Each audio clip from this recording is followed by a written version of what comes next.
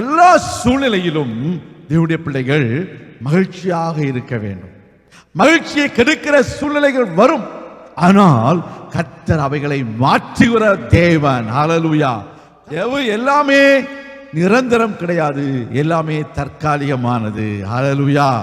உங்களுடைய வாழ்க்கையில வருகிற பிரச்சனைகள் தற்காலிகமான ஒரு பிரச்சனை. ஆமென். அதுதான் நீங்க ஞாபகம் வைத்துக்கணும். ரோமருக்கு நிருபம் 8ஆம் அதிகாரம் 18வது வசனத்தை வாசிக்கும் பொழுது தேவனுடைய வார்த்தை சொல்கிறது, இக்காலத்து பாடுகள் இனி வெளிப்பட போகும் மகிமைக்கு ஒப்பிடத்தக்கவைகள் அல்லவென்று எண்ணுகிறேன். ஹல்லேலூயா.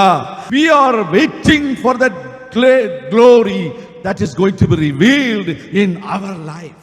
So we need to understand every problems, every sufferings and every temptations and every trials are temporary. Hallelujah.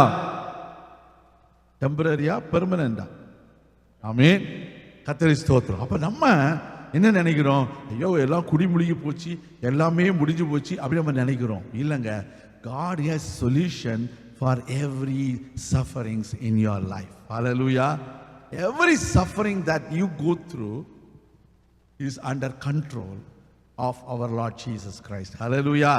Amen.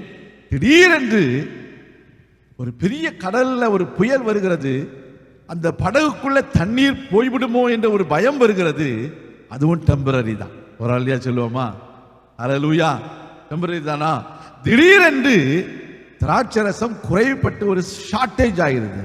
It can be a scarcity in your life. It may be a financial scarcity, or it may be a health scarcity, or whatever it is. உங்க வாழ்க்கையில எல்லா குறைவுகளையும் அவர் மாற்றி நிறைவை கொண்டு வருகிறார். அந்த குறைவு தற்காலிகமான ஒரு குறைவு. ஒரு சொல்லுமா?